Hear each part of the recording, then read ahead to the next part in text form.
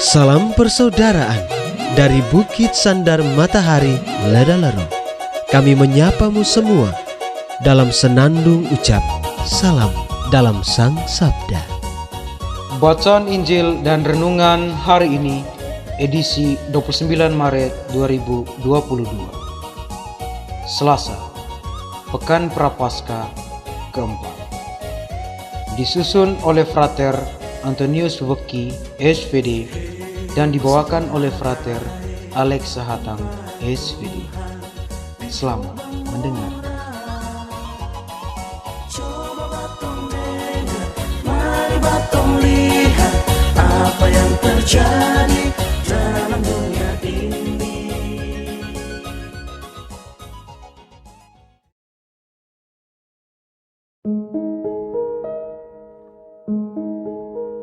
Bacaan diambil dari Injil Yohanes bab 5 ayat 1 sampai 16.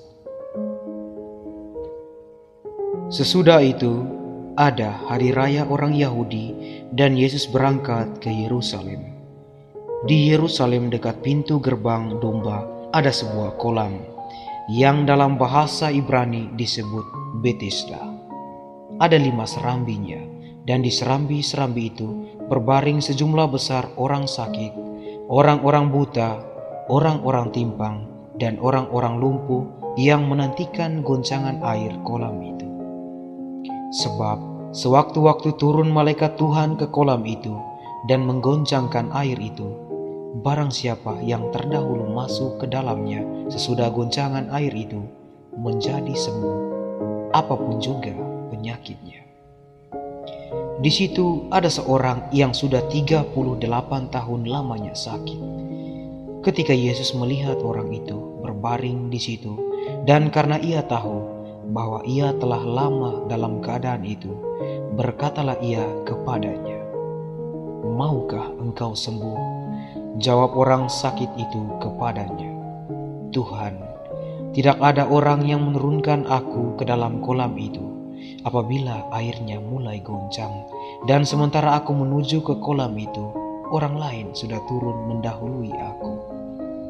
Kata Yesus kepadanya, "Bangunlah, angkatlah tilammu dan berjalanlah." Dan pada saat itu juga sembuhlah orang itu, lalu ia mengangkat tilamnya dan berjalan. Tetapi hari itu hari Sabat.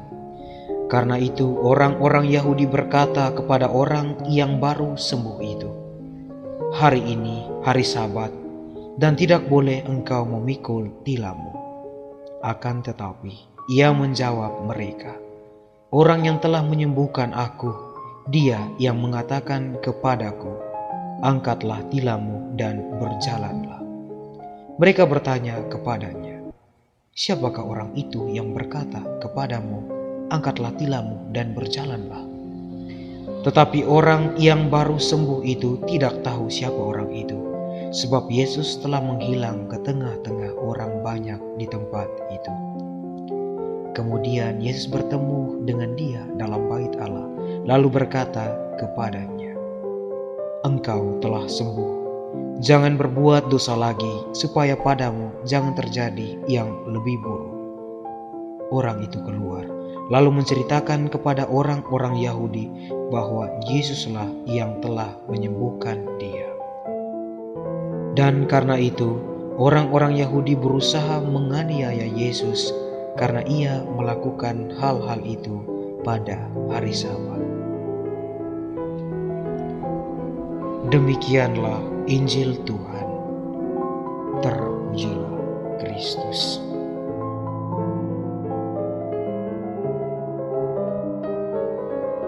Bapak, Ibu, saudara-saudari, pencinta Sang Sabda yang terkasih, renungan kita hari ini berjudul Belas Kasih Yesus. Sebagai manusia, kita pasti tidak mau menderita. Entah itu penderitaan karena tekanan ekonomi, bencana alam, sakit penyakit, dan lain sebagainya. Tiap orang akan berusaha untuk keluar dari penderitaan hidupnya, meskipun terkadang sulit dan bahkan menyiksa diri. Orang sakit selama 38 tahun dalam bacaan Injil hari ini sedang mengalami keadaan seperti itu. Selama sakitnya, ternyata tidak ada orang sehat yang mempunyai belas kasihan untuk menolongnya masuk ke dalam kolam itu. Sementara untuk berusaha sendiri, ia kalah cepat dengan orang-orang sakit yang lain. Ketika Yesus melihat orang itu berbaring, tergeraklah hatinya, dan Yesus tidak hanya sekedar kasihan kepada orang sakit itu. Lebih dari itu, Yesus mengerti, memahami, dan peduli dengan ketidakberdayaan yang dialami oleh orang sakit tersebut. Bagi orang-orang yang tidak berdaya seperti orang sakit ini, Yesus hadir. Yesus menyatakan kemurahan hati dan belas kasih. Yesus menyatakan kuasa yang menyembuhkan dan membebaskan. Ia bukan saja sembuh secara fisik, tetapi juga mengalami anugerah pengampunan dosa dari Tuhan. Pencinta Sang Sabda yang terkasih, ketika kita sedang mengalami persoalan dalam hidup dan kita merasa tidak berdaya terhadap keadaan yang terjadi, janganlah berputus asa. Sebab Yesus adalah Allah yang mengerti dan peduli dengan segala persoalan yang kita alami. Ia tidak akan membiarkan kita bergumul sendiri. Maka dari itu, serahkanlah segala persoalan kita padanya, dan Ia akan menyatakan kuasa-Nya yang tidak pernah berubah. Tetaplah membangun relasi yang akrab dengannya dan setia menapaki jalannya. Percayalah bahwa Tuhan tidak tinggal diam. Ia sangat peduli dengan kita, dan pada saatnya Ia pasti bertindak. Ya Yesus, berikanlah kami hati yang berbelas kasih, agar di masa puasa ini kami mampu terlibat dan peduli terhadap sesama kami yang menderita. Amin.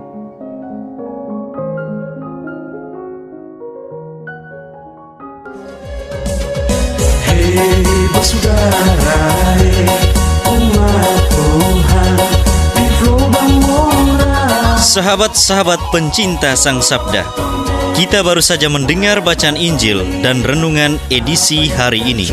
Sampai jumpa kembali pada edisi berikut. Terima kasih kepada Divisi Kerohanian website Seminari Tinggi Santo Paulus Ledalerro. Semoga Sang Sabda menjiwai seluruh pengalaman hidup kita hari ini. Tuhan memberkati kita sekalian. Amin.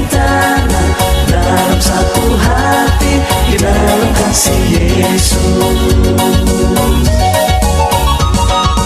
Mari dengarkan sapaan sabda dari komunitas Seminari Tinggi Santo Paulus Ledalerro setiap hari Senin sampai dengan Sabtu di www.seminariledalerro.org.